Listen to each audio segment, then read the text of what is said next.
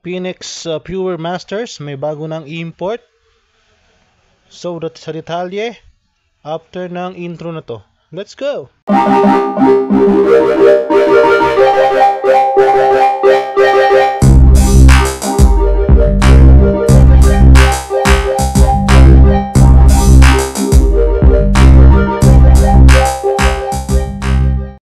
Si Brandon Francis nga ang magiging bagong import ng Phoenix Pure Masters matapos niya itong palitan ang previous import na si Jay McInnes na hoping nga magkaroon sila ng turnaround this season matapos nga matalo sila sa tatlong asignatura sa kasalukuyang PBA Governors Cup.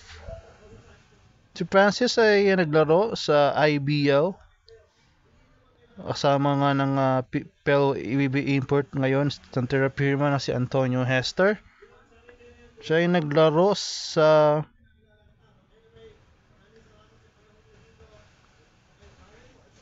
Bandung Base Club sa IBA Championship. Napaglaro nga sa Pirwara Bandung ng Indonesian Basketball League.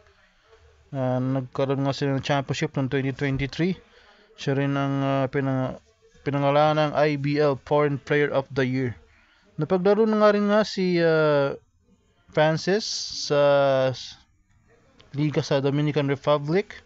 Napaglaro nga rin siya sa G League for Iowa Wolves, also sa Spain, at nga pinakahuli nga sa IBL.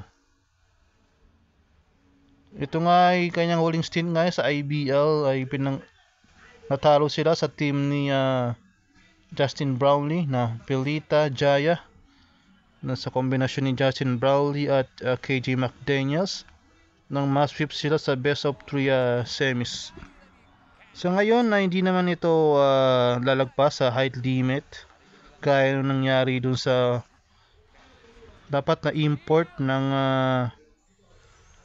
Phoenix kapalit nga ni McInnes, si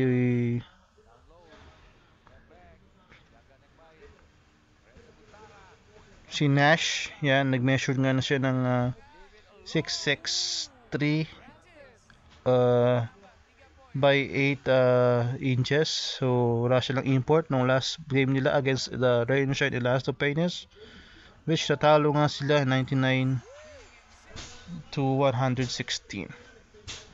Yun na nga, nasukat na nga ito at maglalaro na nga siya ngayong araw na to against sa Blackwater versus sa prolific import na si George King. Hopefully nga makabawi na ang Phoenix sa kanilang malumok na kampanya ngayong Governors Cup. 0-3 start sila ngayon, so sa Group B, so which is sa top group, nandun ang Ginebra at San Miguel. So Backwater pa ay galing sa panalo kontra sa Ginebra, so maging mataas ang moral niyan. Hopefully nga magandang paipakita ito si Brandon Francis. That's it for my content for Phoenix Pure Master. Thank you for watching. Have a good day. Don't forget to like and subscribe mga kalods. Bye bye mga lods.